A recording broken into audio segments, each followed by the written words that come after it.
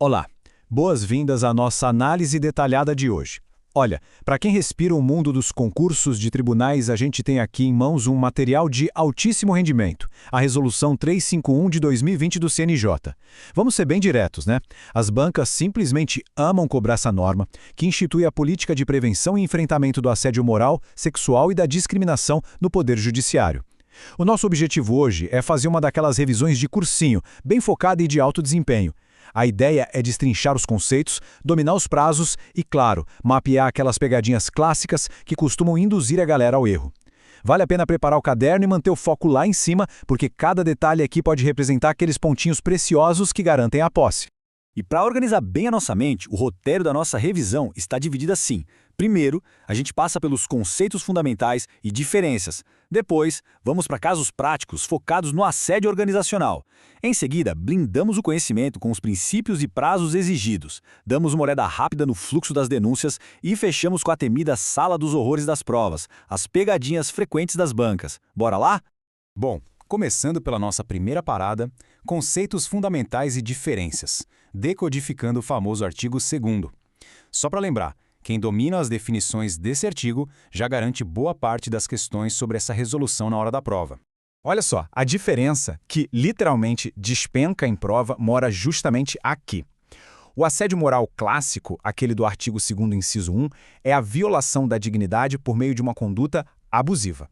E aqui tem um detalhe importantíssimo para notar. Isso ocorre independentemente de intencionalidade, tá? É a degradação das relações interpessoais que acaba causando sofrimento ou dano físico e psicológico. Agora, o assédio moral organizacional, lá no inciso 2, bom, esse é um bicho diferente. A gente está falando de um processo contínuo, amparado por estratégias organizacionais ou métodos gerenciais. O objetivo da instituição aqui é obter um engajamento intensivo a qualquer custo ou então excluir quem ela não deseja mais manter. O ponto-chave é, o primeiro costuma ser interpessoal, enquanto o segundo é estrutural e institucional. Vamos avançar para a nossa segunda parte e colocar essa teoria toda à prova com alguns casos práticos. Entender a lei seca é essencial, mas saber aplicar isso numa historinha hipotética é o que realmente garante a questão quando a banca traz aquele texto gigante. Vamos dar uma olhada em 2 cenários. Imagina esse primeiro cenário, bem a cara das provas. Um tribunal implementa uma estratégia institucional deliberada, utilizando um sistema de gestão agressivo para sobrecarregar sistematicamente os servidores mais antigos de trabalho, com a esperança de que eles peçam aposentadoria antecipada. Reparem bem nas palavras-chave aqui: estratégia institucional, gestão agressiva e sobrecarregar para forçar a aposentadoria. E aí vem a pergunta de ouro da banca. Esse cenário configura assédio moral organizacional? A resposta é um sonoro sim. É o exemplo perfeito do inciso 2 do artigo 2º. A gente não está falando de um chefe que acordou de mau humor. Trata-se de uma estratégia da organização, usando o método gerencial estrutural para excluir um grupo específico de pessoas. O foco da banca será sempre na estrutura e no método, não num conflito isolado. Agora dá uma olhada nesse segundo cenário. Uma serventia adota um método de gestão apelidado de ranking da vergonha, onde as equipes com menor desempenho são humilhadas publicamente num painel com o objetivo de aumentar artificialmente as métricas de produtividade institucional. Mais uma vez, muito cuidado com os termos usados nessa historinha. A pergunta se repete. Esse segundo cenário é considerado assédio moral organizacional? Com certeza absoluta que sim. E por quê? Porque a gente precisa lembrar da segunda parte da definição do assédio organizacional: obter engajamento intensivo. Humilhar publicamente a equipe por meio de um ranking é exatamente o método gerencial tóxico que a instituição escolheu para espremer a produtividade da galera, passando por cima dos direitos fundamentais do trabalhador. Isso é um prato cheio para uma questão de múltipla escolha. Seguindo em frente para a seção 3, chegamos nas regras rígidas, princípios e prazos exigidos. Aqui, meus amigos, é onde o examinador testa a pura decoreba. As bancas amam de paixão cobrar os princípios do capítulo 3 e, claro, os prazos fatais da resolução. Tem que estar na ponta da língua.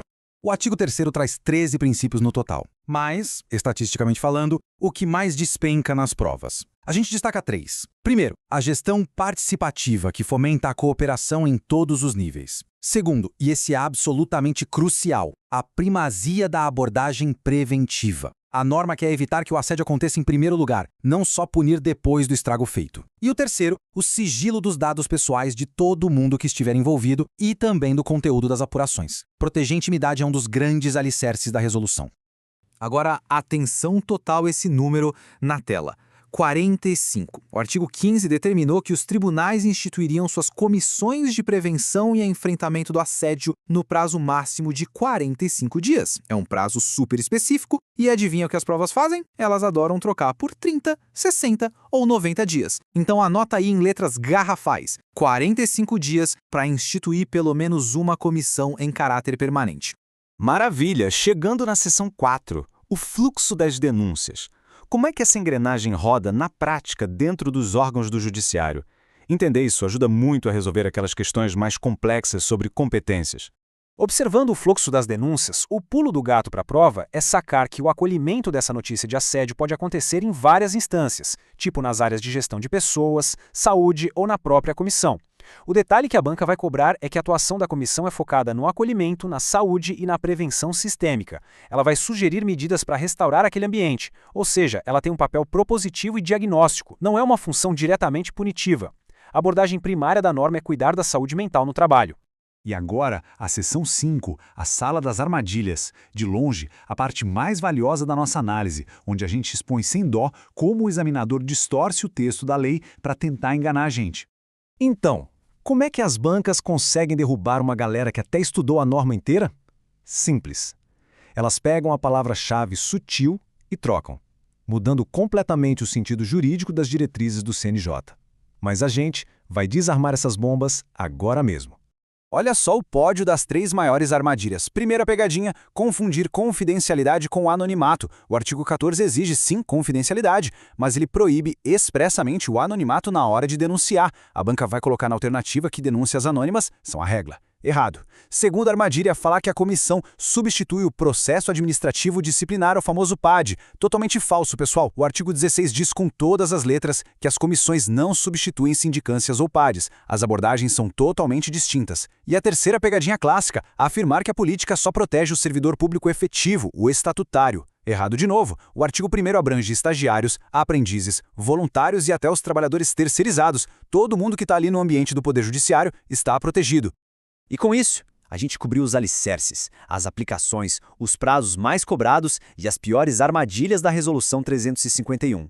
Dominar isso tudo estrategicamente garante não só a resolução da questão, mas mostra por que é tão vital ter um ambiente saudável no judiciário. A pergunta que fica agora é: todo esse conhecimento que a gente consolidou hoje já é o suficiente para clavar aqueles pontos preciosos na prova? A preparação consistente é o que constrói a aprovação. É só manter o ritmo, revisar os pontos-chave e não cair mais nos pegadinhas. Um excelente estudo, foco total e até a nossa próxima análise.